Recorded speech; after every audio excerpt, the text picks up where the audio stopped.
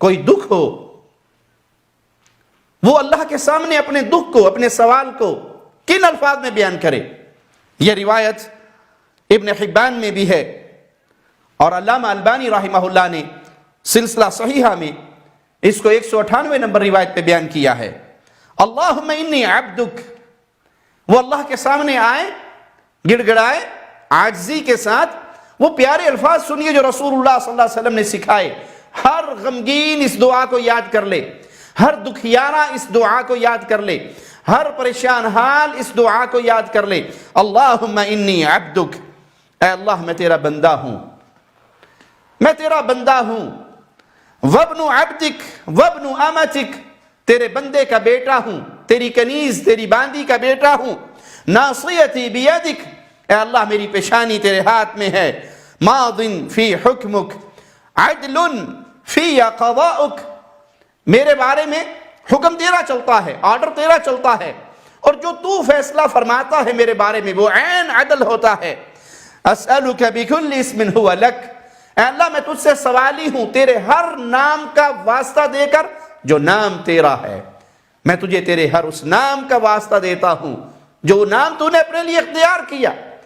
لوگ کہتے ہیں کہ یہ واسطوں کو نہیں مانتے، سب سے بہترین واسطہ اور سب سے قوی وسیلہ یہ ہے اللہ کو، اللہ کے پیارے ناموں کا واسطہ دیا جائے۔ سمیت بہ نفسک، وہ نام جو تو نے اپنے لیے خود اختیار کیا، او علمتہ احدا من خلقک، یا وہ نام جو تو نے اپنی مخلوق میں کسی کو سکھا دیا، او انزلتہ فی کتابک، یا وہ نام جو تو نے اپنی کتاب میں نازل فرمایا، او استأثرت بہ فی علم الغیب عندک، یا وہ تو نے اپنے غیب کے خزانوں میں اسے چھپا کے رکھا۔ ان تجعل القرآن ربیع قلبی، اے اللہ اس قرآن حکیم کو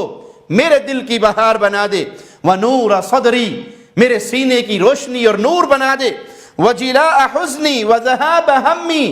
میرے دکھوں کو، میرے غموں کو اس کے ذریعے سے زائل کر دے۔ الا اذهب اللہ ہمہ وحزنہ،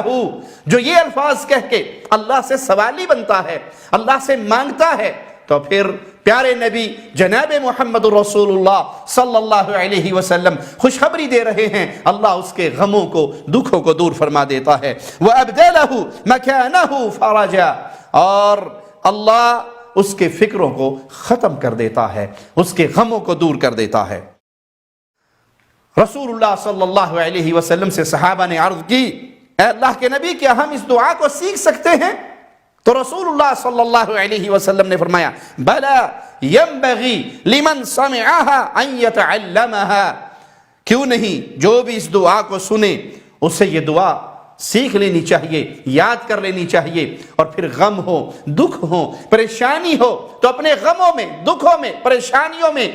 مردوں کی ڈھیریوں پہ نہ گریں، بابوں کی خاک نہ چھانیں، مزارات کے چکر نہ لگائیں، بلکہ اس کو پکاریں جس کے ہاتھ میں انبیاء کی بھی جان، پوری انسانیت کی جان، جنات کی جان، اس کو پکاریں جو خالق ہے، جو مالک ہے، جو رازق ہے، جس نے ہمیشہ رہنا ہے،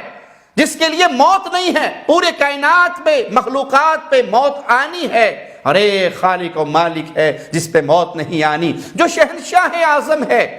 سب اس کے در کے منگتے سوالی اور فقیر ہیں، اس در پر آئیے، اس در پہ جھکیے اور اس اللہ کو پکاریے، آپ کے غم دور ہوں گے، آپ کے دکھ دور ہوں گے۔ اللہ کی صفات، اللہ کے اسماء، ان کو سیکھیے اور اللہ کے سامنے آ کر سوالی